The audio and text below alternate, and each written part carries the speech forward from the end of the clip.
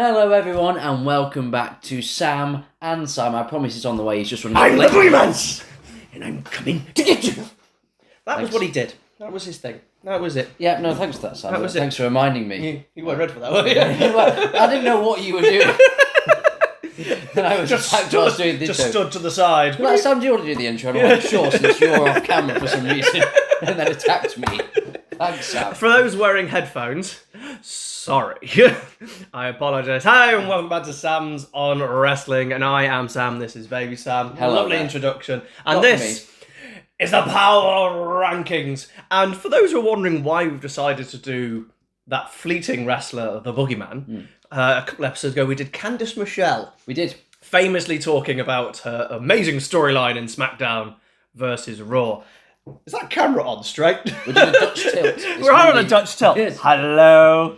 Hi. That's another Dutch tilt. That's just made it Kenneth Branagh in Thor is having a Yeah. wonderful time right now. That's what the Boogeyman does. Yes. You see, it was just everything was off kilter. It was a Dutch tilt for me to come in. It's just something's off. Something's going on. I've got a feeling I might have kicked the camera. Yes. Pre the Boogeyman. Anyway, it's a strong, professional and strong Oh, yes. start. We decided to do the Boogeyman after Candice Michelle, and we talked about her storyline from SmackDown versus Raw on the season mode, where she turns your wrestler into the Boogeyman. Yes. And you postulated the question: who is better, Candice Michelle or the Boogeyman? It's a shame they didn't have a feud. No. It really is a wasted opportunity. So we're going to find out Yes. today on the Power Rankings. If you're brand new to the Power Ranking, here's how it works. We take a wrestler, tag team, or a female wrestler, and we have 10 wrestling categories, and we're going to give them a score out of 10. We will then combine those scores together to give an overall score out of 200, and they will join our leaderboard. We have many leaderboards: the overall, main event, mid-card, lower card, women's and tags. The Boogeyman, obviously, is our first wrestler onto the lower card, Sam. Ah, yes, he is. And I don't criticise a mid-card or mid-card title, people. Lower card is your tag team wrestlers and people who never went for single titles. So even though Boogeyman was in quite high-ranking feuds to Booker T and JBL, he will count in the lower card. So please don't forget to like, share, and subscribe. And let's find out what about the Boogeyman? Wrestling ability, their ability to do certain moves and all that sort of stuff. Sam, what have you gone for the Boogeyman as a wrestling ability? I'm starting off very strong here. I've gone with a solid 4. 4 for the Boogeyman. Yeah, I'm almost wondering why it's that high, but I think... I am wondering why Well, it's he that high. was infamously very green. Like, green as your shirt. For a man with a red face, He was he was incredibly as green green. as that. Yeah. Yeah, but I just think he had some good like power moves. He's athletic. So I'm just going to go with a 4. I didn't give it a lot of thought, to be honest. There are some wrestlers who I have used as my guideline to where they are. So, for example, a Kurt Angle is my example as a 10 out of 10 wrestler sort of thing. And then you try and look at who's the most like an average worker's 5. Boogeyman was the example I put on my card as a 2 out of 10 wrestler.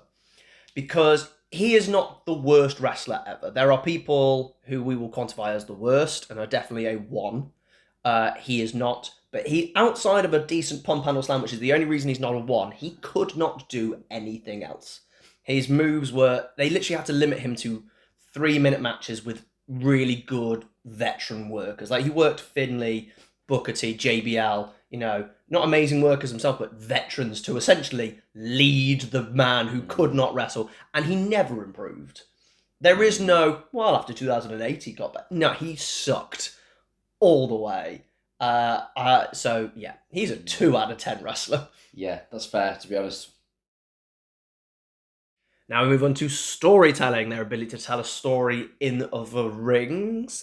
So after what you just said, I think this score is a bit generous, but it's... You're allowed to change it. I know I'm allowed to change it. I'll probably stick with this one. Okay. I've gone with a 5.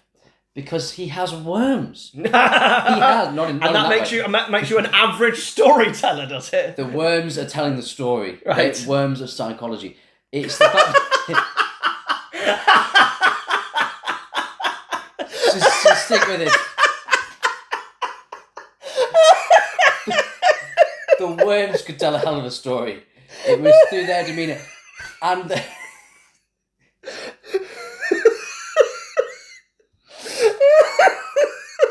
given him a 3. For the worms, I've given him a 3 for the the wrestlers were scared of the worms. Yeah. That is a story. You don't have to like the story, but there is a story there that the wrestlers are scared of the worms. This is the first video we recorded this morning.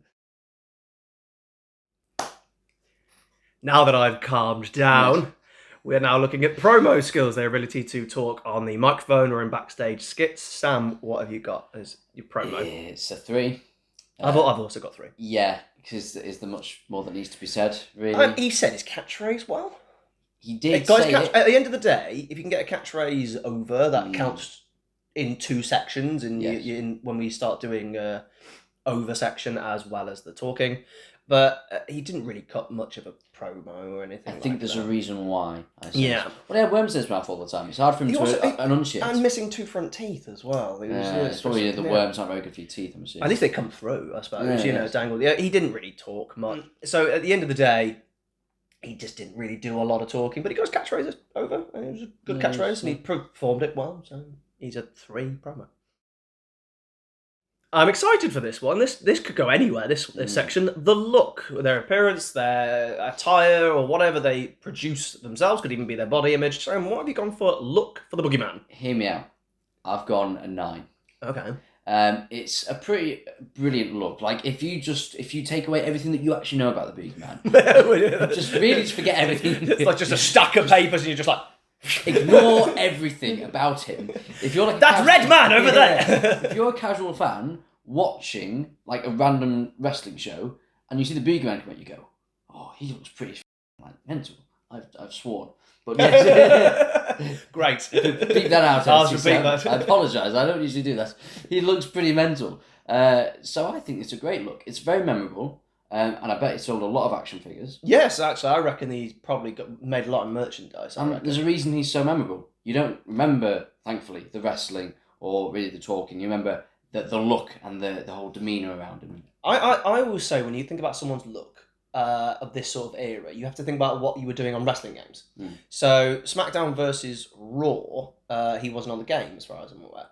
And back then, you could just download someone who made it on the internet and you just go, "Oh, I now have this person, hooray." You had to make them yourself. And if you wanted to make them look good, you'd have to go to the internet and you type in CAW, core, and then the Boogeyman. And someone has made a really good one, but you'd have to sit there and go, 72.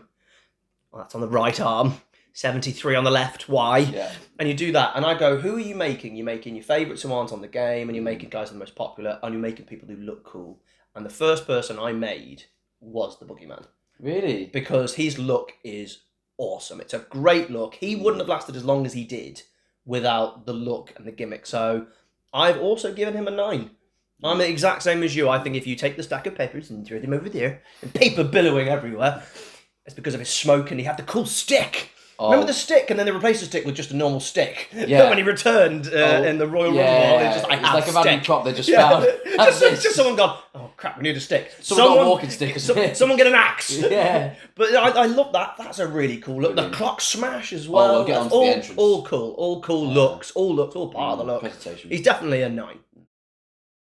Speaking of getting onto the entrance, Sam, what have you gone for the entrance? Oh, he's gone 10. I've gone 10. Ty Dillingered it. It is amazing as an entrance. Everything after the entrance goes downhill, as we know. Pre-post. Yeah. It's a really good awesome, 2 minutes. It's an awesome entrance. It's one of those, I don't know if it would be like a main eventer's entrance, because it's almost with the worm, it's a bit silly. But for what he was, it's perfect. Yeah. Like the presentation of that character.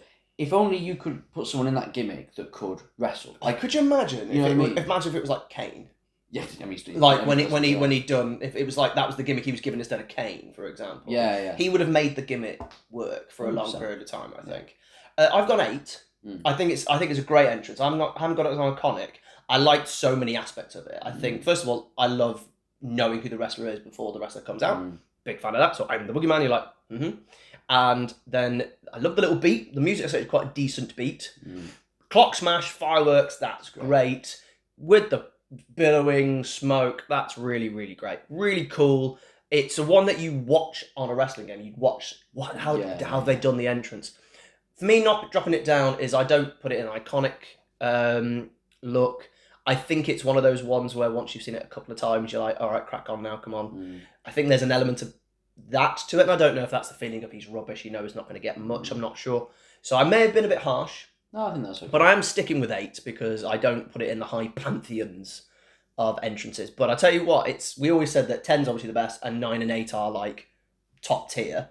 And we're saying that a Boogeyman has 2 top tier scores. So hope you're watching.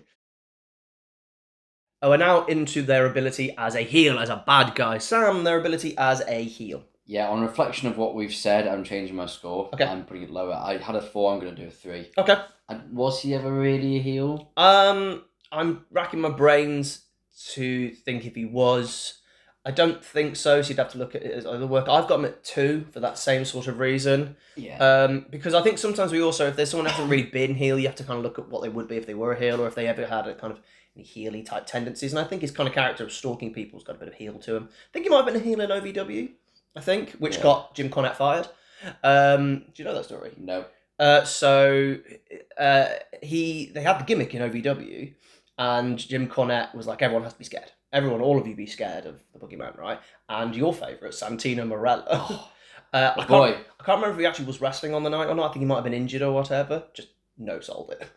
And Santino. Jim Cornette went up to him and slapped the piss out of him for it. Oh, when you didn't do what I want you to do, slapped him, and they fired Jim Cornette. So the Boogeyman is the reason Jim Cornette is not in the Santino WWE. and the Boogeyman. Wow. But yeah, we haven't got much to talk about with the heels, so we end up talking about Jim Cornette. Yeah. So 2 and 3. Yeah. I think what I'm kind of basing it on is there was in one of the SmackDown vs Raws, you could do a Road to WrestleMania with the Undertaker. Oh, right. And the Boogeyman was the heel. So he was like... Are you using... yeah. So he was hey, like, don't do that, because RVD has cut a decent promo on one of those games. Well, That's not fair. I'm not saying he cut a decent promo on the game, but he looked really cool. And like, I just thought if he was actually a good wrestler, he'd have been a great feud to the Undertaker. Potentially, yeah. So that's what I'm going off. Yeah, fair enough. Their ability as a babyface, as a good guy. Sam as a babyface. Oh, maybe this is too high. Maybe. I've gone 6. Well, that is quite hard. You think that the crowd are fully behind them and they're really a good person and all that? So I think he got some pops because obviously he was unique and different, and he'd just go after heels that were just really scared of him. But I just think for a brief time it just worked. It did work. People were like, "Oh, the Boogeyman," and it was talked about. Was that the Gimmick though that worked rather than his work as a babyface? Well, if we're talking about his work as a babyface, then yeah, I could see that. Because I've gone 4 because I think without the heels doing amazing work like Booker T and Gibbles, I don't think it does anything. He literally comes in, does his gyrations, and then hits upon and then drops the worms on it. He doesn't engage the crowd. He does it's like, I know it's the Gimmick engage the crowd just by being the Gimmick, hence why it's a 4 and not a 1, 2, or 3. But I don't think he did anything. And afterwards, once the Booker T thing had finished, they didn't do anything with him. He never got himself over. Like, no one cared for him because they just gave up on him. He is the worst wrestler of that generation, really. I don't think there's a person I would put in worse. That's why I got him at 2. But, like, I don't think he did anything as a babyface. I think the fact that people cheered him is why I've gone 4, and he tapped the heels, and, the Worms thing was okay. But... People were happy to see him at the 2015 Rumble. That was kind of cool. Yeah, but that's legendary status, though, isn't it? And at the end of the day, they weren't there going, have a run! They were going, oh, Bray Wyatt. Yeah. And then he clotheslined him through a man. That was it. Yeah. It was really embarrassing. Yeah, it was. But hey, he was known enough to be returning in 2015. Yeah. And that's like 8 years after he'd been in the WWE or whatever. So. Gimmick / personality. So in this case, I assume we're going for their gimmick. We don't need to talk about that personality. Sam, the gimmick. So this might actually contrast a lot of what I said. I've gone 5 for gimmick because I think it's just quite a silly gimmick. If you actually think about it. Let's not stop. I mean, The Undertaker is the greatest gimmick of all time. You want to start getting into silly. I mean, you got to be careful here. But like, Undertaker didn't eat worms. Like, it's quite a demeaning thing to do. He used to measure people to put them in a coffin.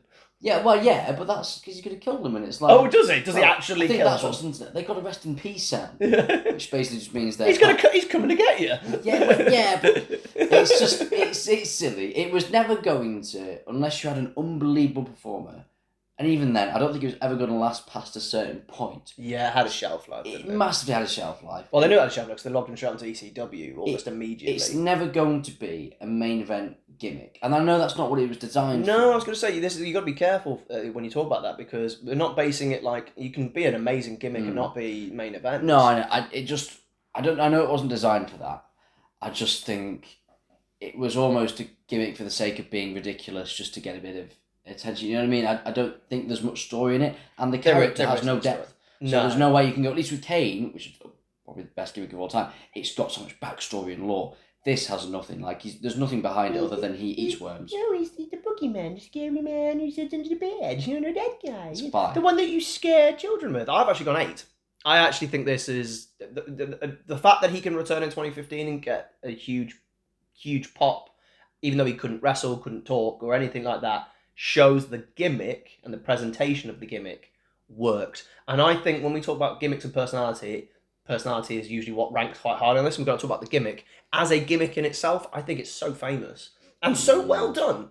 Would there be, outside of, like, who would you cast? In terms of that person doing it, could you have done any more with that gimmick? I don't think so. I think that gimmick was done to the best it can be done, because he went full 100% into it. And I think for the commitment that he put into it, with the teeth thing and the worms, the real worms as well, which is maddening to me, and the presentation of it and staying in character and all that, I think this is a brilliant gimmick. I really do. I loved this gimmick. I wanted it to be done more. I think if he could wrestle, it would have had a shelf life, because you could have added stuff to it in a very similar way to, like, Bray Wyatt.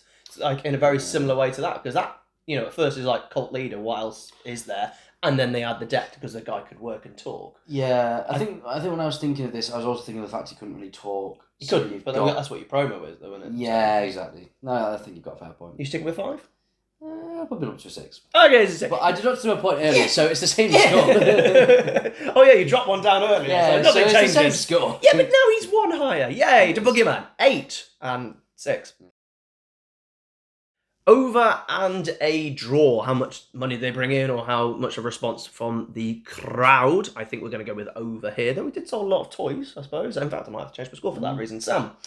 I've actually gone with a 5. Okay. Because I'm just going to tell you now before you do that. I've originally gone with 3, but I think now more talking about you and reminding me about the toys and the gimmicks, that I'm also actually going to jump it up. I'm going to jump it up 2, actually, to 5 and join you. Which is the first time I think we've jumped up maybe that highly. Yeah, 2. Yeah. Maybe the Hardy Boys, maybe. There's about 5 points added there. Kept getting it wrong, but I'm going to jump up as well. I'm going to go to 5. Yeah, because I think at first he got some pops and he was over, but then I think people started to... It dwindled really fast. Really fast. Yeah. Really fast. Did it dwindle fast, though, because they kind of just took him off TV a bit, though? I think there's... Because after Booker T, I think he just kind of stopped. But I think you've got to ask why they stopped. No, correctly. But the crowd doesn't need to know that, though, do they? Why someone's been taken off, you know? If you hide someone's frailties, which they had done at first, you could get someone over. No, so what I'm saying is, I think they stopped because they saw that it was cooling, and it was it was losing momentum very quickly, and mixed with the fact he was very, very green. I felt so sorry for Booker T wasting a WrestleMania on that rubbish. But no, he got crowd pops. He sold a lot of merch, so therefore he was over enough to sell a lot of decent merch, and return enough, so he was relatively over. I've been really mean and thought it was a 3 because I was over in the JBL Booker T and then it just stopped. But no, I think I'm going to have to go in the same route as you. I think it's the most average over. If you compare it to people who are like so mid that don't, like take someone like Evan Bourne, who has nothing, does a flip, does a great thing, but they're going, was he actually over? And you're like, do you know what? No. But he wasn't getting the responses Boogeyman ever has done outside of when he done a shooting star press. What's different? A guy doing a really ridiculous gimmick and only gets a pop when he does a gimmicky thing, or a guy does nothing and does a shooting star press and then gets a pop. I think they're very similar. So I'd have Evan Bourne as a 5 over draw type person. Then Boogeyman surely has to be the same. I'm going to check. Yep, 5 for the Boogs. We come to the finisher. You should always end on a finish. Sam, the Boogeyman's finisher. I've gone with a 4. I've gone 3, so sort of much and much. It's a pump handle slam. It's a pump handle slam. It's a finishing move from the 90s that you give to people who can't really wrestle. It also doesn't really suit the big man's character. No, it doesn't. At first he did do like a double choke bomb. Yes.